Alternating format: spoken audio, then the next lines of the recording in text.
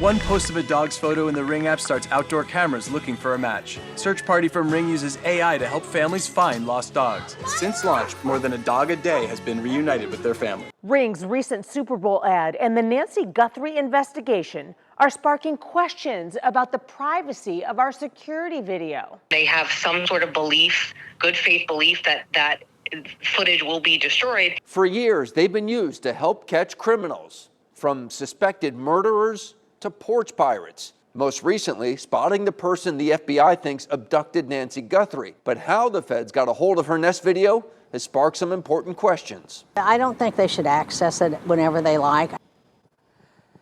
There are more than 10 million Ring cameras in the U.S. That doesn't include other brands, and that number is likely to increase as technology improves. Tonight, Gulf Coast News reporter Madison Zaleski is seeing what you can do to keep your information private.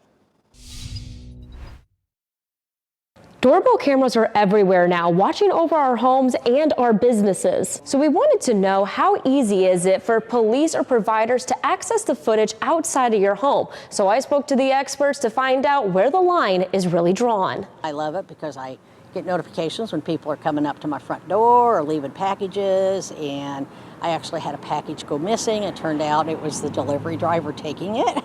Cameras provide an extra eye for law enforcement to catch criminals. You can't twist it, and if it's available, it can be very useful in just about everything. But not all security cameras are created equal. Every one of those companies has an agreement with their end users, and I don't know whether there are opt-in or out options in those agreements to allow for law enforcement to have unfettered access. The recent Nest video of Nancy Guthrie's possible kidnapper raising questions about privacy. I asked Fort Myers attorney Danielle O'Halloran to explain what legal rights law enforcement providers have when trying to access your videos. So if they believe that the footage is there and will be destroyed if they don't immediately get that footage, and they have some sort of belief, good faith belief that footage will be destroyed, there's a possibility that they could go in without a warrant and take the footage on a DVR or something like that. Most people I spoke with said they don't mind sharing if it's necessary. However, they don't want their privacy to be violated. I'm all for them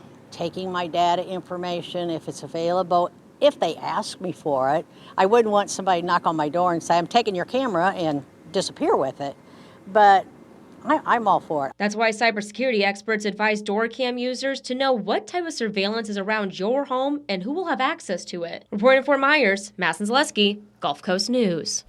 So let's dive deeper into how Google's Nest camera system works. There are 3 different options when you buy their product: the free plan, premium standard, and premium advanced. The free plan, which investigators say Guthrie had, doesn't record video 24/7 and only records when motion is detected. It also only saves up to 3 hours of video in the customer's cloud.